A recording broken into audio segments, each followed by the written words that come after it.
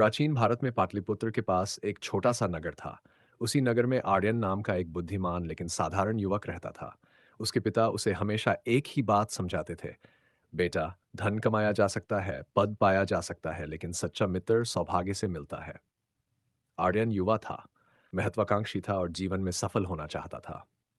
उसने व्यापार शुरू किया और कुछ ही वर्षों में उसका नाम पूरे नगर में फैल गया। धन आया, प्रतिष्ठा आई और उसके साथ ही मित्रों की भीड़ भी।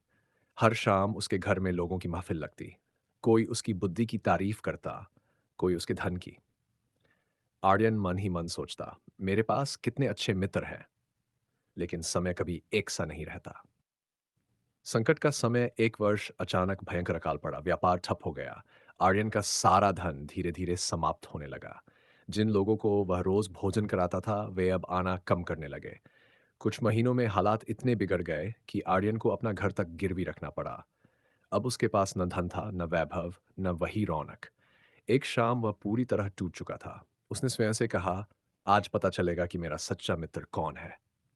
झूठे मित्रों की असली सूरत। सबसे पहले वह अपने घनिष्ठ मित्र विक्रम के घर गया, जो अक्सर कहा करता था, आर्यन, मैं तेरे लिए जान भी दे सकता हूँ। आर्यन ने दरवाजा खटखटाया। अंदर से आवाज आई, कौन? मैं आर्यन। कुछ पल की चुप्पी के बाद उत्तर मिला, अभी घर पर नहीं हूँ। आर्यन समझ गया, झूठ बोला गया था। वह एक एक कर अपने सभी मित्रों के पास गया। किसी ने बीमारी का बहाना बनाया, किसी ने काम का, तो किसी ने पहचानने से इनकार कर दिया। रात हो गई। आर्यन भारी मन और खाली हाथ नगर के बाहर एक पेड़ के नीचे बैठ गया। उसकी आंखों से आंसू बहने लगे। एक सच्चा मित्र उसी समय वहां माधव आया। माधव आर्यन का पुराना मित्र था। सादा जीवन, कम बोलने वाला लेकिन सच्चे हृदय वाला। आर्यन को इस हालत में देखकर वह चौंक गया। क्या हुआ मित्र? उसने पूछा। आर्यन ने सब कुछ बता दिया।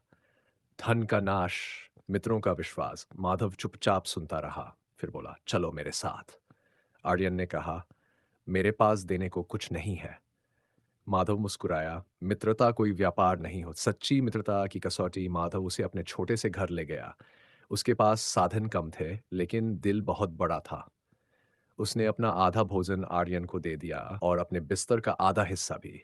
रात भर आर्यन की आंखों में नींद नहीं थी। उसके मन में एक ही विचार गूंज रहा था, जिसे मैंने कभी खास नहीं समझा, वही आज मेरे साथ खड़ा है। चाणक्य नीति की सीख। अगली सुबह माधव ने कहा, आर्यन, हार मत मानो। मैं तुम्हारे साथ हूं, हम फिर से शुरुआत करेंगे। उसी दिन नगर में आचार्य चाणक्य आए हुए थे। आर्यन उनसे मिलने गया और अपनी पूरी कहानी सुनाई। चाणक्य मुस्कुराए और बोले, वत्स, आज तुमने जीवन का सबसे बड़ा सत्य सीख लिया है।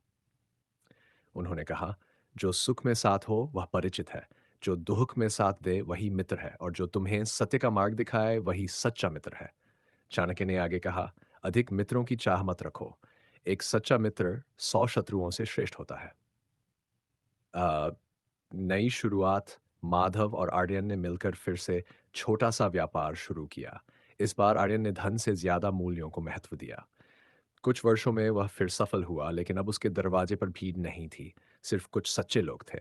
और हर रात वह अपने पिता की बात याद करता, सच्चा मित्र किस्मत से मिलता है और जो मिल जाए उसे कभी खोना मत। अ, कहानी की अंतिम सीख। संकट ही मित्रों की असली पहचान कराता है। मीठे शब्दों से नहीं, कठिन समय से रिश्ते परखे जाते हैं।